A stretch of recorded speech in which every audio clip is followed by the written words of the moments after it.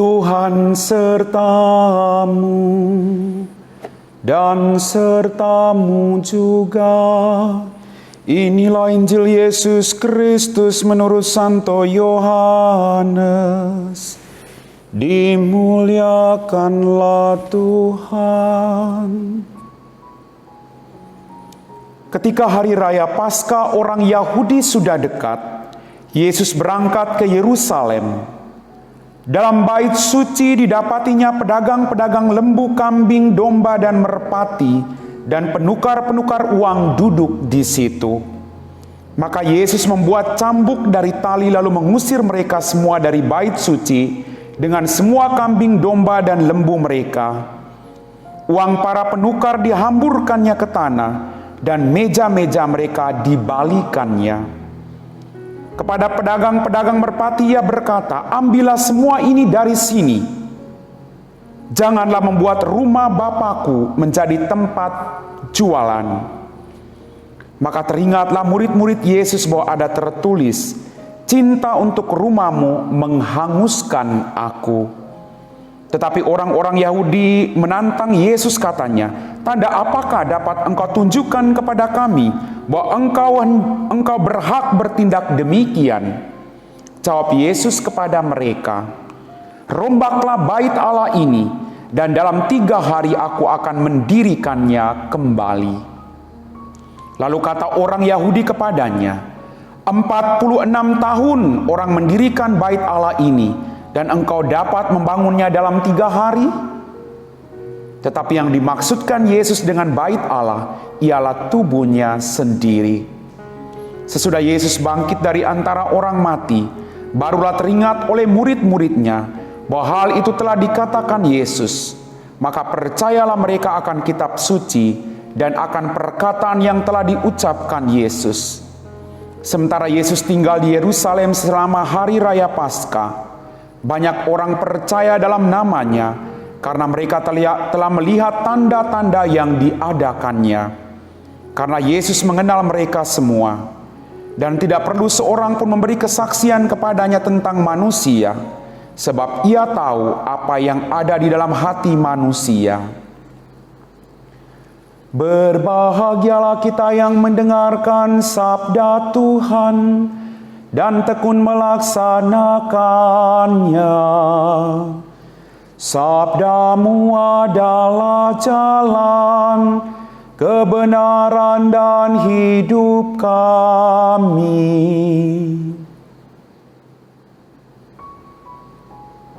Bapak, Ibu, saudara-saudari, adik-adik kaum muda yang terkasih, apa kabar hari ini?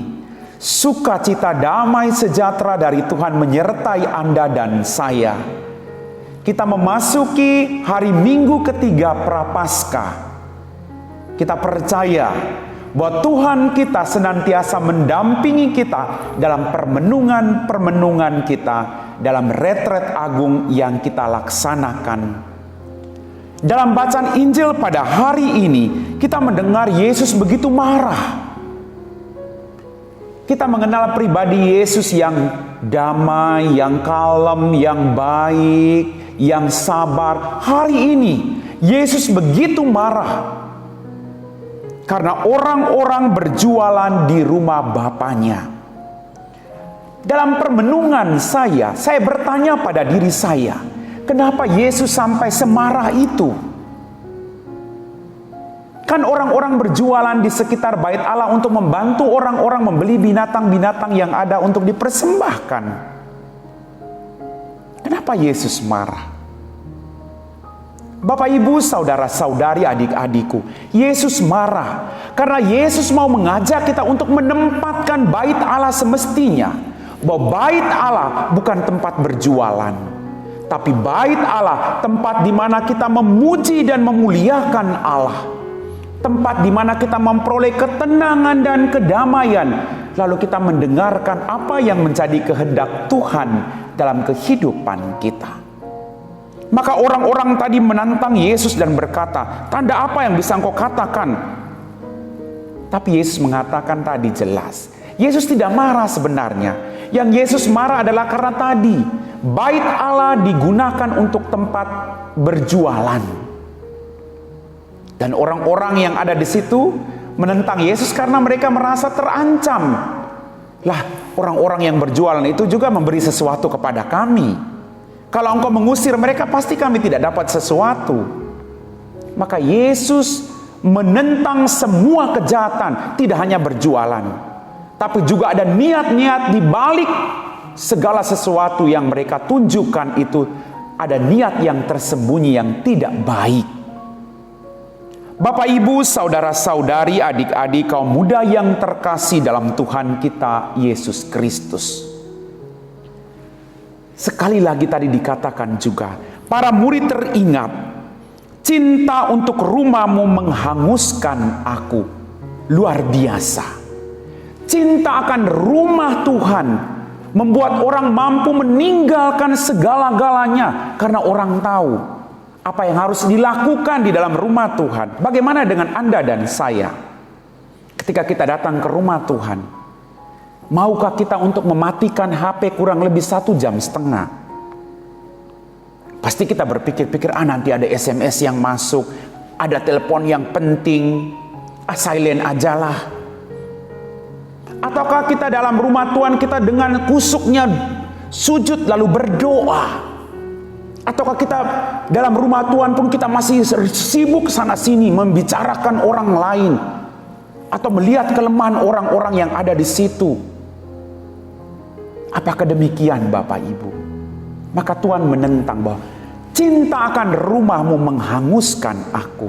Bahwa ketika orang datang ke rumah Tuhan, semua sisi manusiawi orang tinggalkan karena orang mau berjumpa dengan Allah yang berbelas kasih, Allah yang Maha Rahim, Allah yang memberikan segala-galanya dalam kehidupan kita.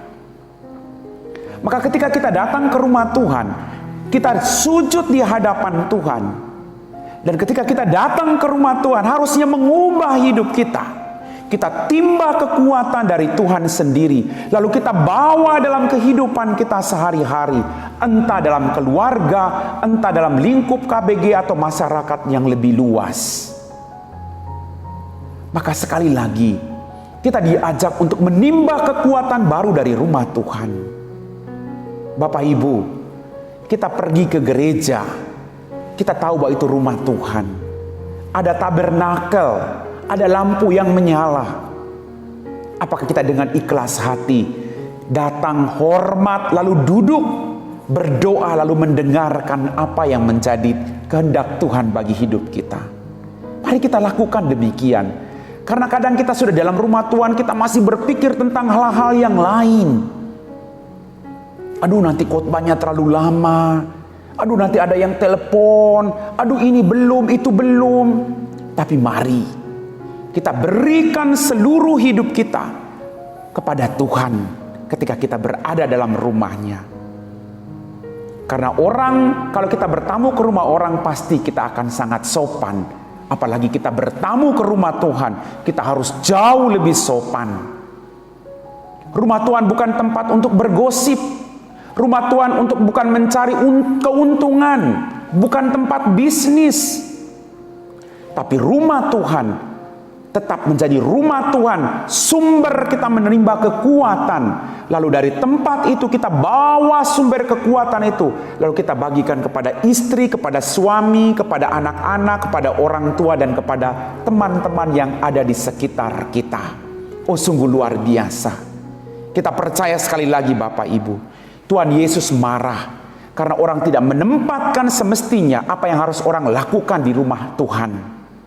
Bait Allah bukan tempat untuk berjualan. Tapi bait Allah adalah tempat yang suci, yang kudus. Tempat di mana orang bertemu dan berjumpa dengan Allah, Sang Pemberi kehidupan. Maka mari kita berjuang untuk meninggalkan segala keinginan-keinginan manusia, kebencian, kemarahan, kesibukan duniawi. Kita masuk ke dalam rumah Tuhan. Kita mau merayakan sukacita bersama Tuhan. Kita mau bersyukur akan berkat-berkat Tuhan. Lalu kita kembali dengan kekuatan baru dari Tuhan, berkat tubuh dan darah yang kita terima. Lalu kita mewartakan kemuliaan Tuhan dalam kehidupan kita masing-masing. Amin.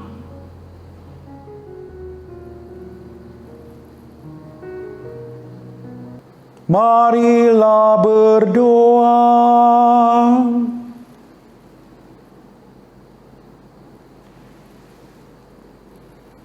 Allah Bapa di surga, dengarkanlah seruan kami dan lindungilah hidup kami sebagaimana Engkau melindungi Ishak. Perkenankanlah kami melalui penderitaan memasuki kehidupan sejati demi Dia yang telah mematuhi kehendak-Mu dengan sempurna dan menjadi pemimpin kehidupan kami. Ialah Kristus Tuhan dan pengantara kami. Amin. Tuhan sertamu dan sertamu juga.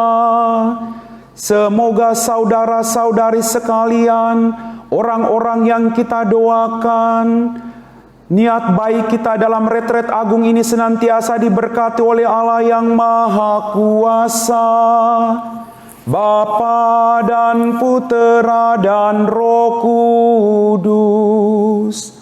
Amin. Saudara-saudari sekalian, dengan ini perayaan Ekaristi kita telah selesai. Syukur kepada Allah. Mari pergi kita diutus. Amin.